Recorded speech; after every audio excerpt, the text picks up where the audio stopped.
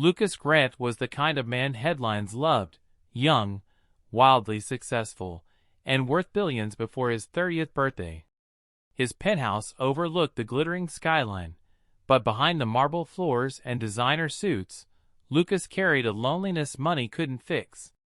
One night, returning from a late meeting, he cut through the service wing of his mansion, a shortcut he rarely took, and noticed a faint light flickering under the door of the small staff library. Curious, he pushed it open. There, sitting at a rickety wooden table under a single old lamp, was Rosa, one of his youngest housemates. She hunched over a battered textbook, scribbling notes furiously, her face illuminated with determination. For a moment, Lucas simply watched. He realized she hadn't even noticed him. She was lost in her world of study. It struck him, this girl, who spent her days dusting his priceless paintings and cleaning rooms he barely used, was fighting for something beyond the life she had been handed. The next morning, still unsettled, Lucas asked his house manager about her. He learned that Rosa worked double shifts to support her ill mother and younger siblings. She barely slept, yet every spare minute she poured into studying nursing online, dreaming of a better future she could hardly afford to believe in.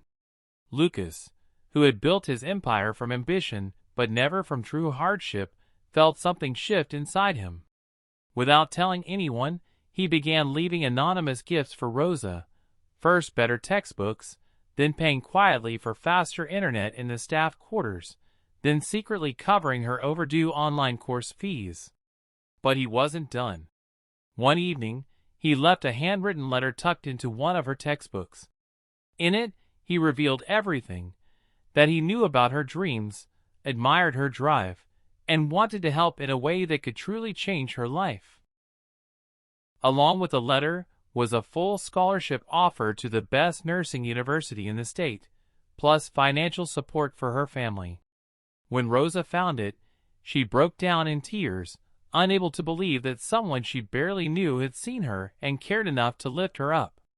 Years later, as Rosa, now a respected nurse, stood on a hospital balcony watching a sunset, she thought back to that night, the night a billionaire didn't just notice a maid, but saw a human being full of promise.